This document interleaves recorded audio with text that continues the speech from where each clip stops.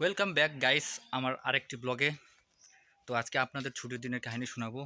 ছুটির দিনে এমনিতে মনে হয় যে রাতে ঘুমাবো আর সকালে অনেকক্ষণ পর উঠবো, কিন্তু এমন হয় যে ছুটির দিনে তাড়াতাড়ি ঘুমটা ভেঙে যায়। যখন ঘুমটা ভেঙে যায় সেটা বড় কথা না, ঘুমটা ভেঙে যায়। যখন ঘুম ভেঙে যায় তখন মনে হয় যে ওমা এতগুলো কাজ বাকি আছে, বাড়ির যত কাজ তখন চোখে পড়ে।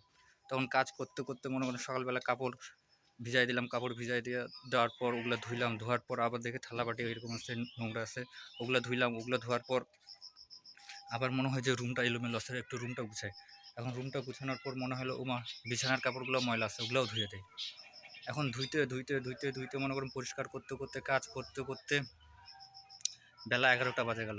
তখন খিদা লেগে গেল। খিদা লাগার পর এখন কী করবেন, রান্না করা তো তখন তো মনে করেন যে রান্না করতে করতে আরও দেরি হয়ে যাবে। তখন মনে পড়লো হ্যাঁ, রাতের তো পান্তা ভাত আছে, কিন্তু পান্তা ভাত থাকলেও কী হবে, তখন আর পান্তা খাওয়ার মন করে না। তো কি ওগুলো ফেলে দিলাম, ফেলে দেওয়ার পর ওটাও ধুয়ে দিলাম, ধুয়ে দেওয়ার পরে তো এখন আবার বের হইলাম, যাই হাঁটতে হাঁটতে হোটেলে আবার কিছু খেয়ে আসি।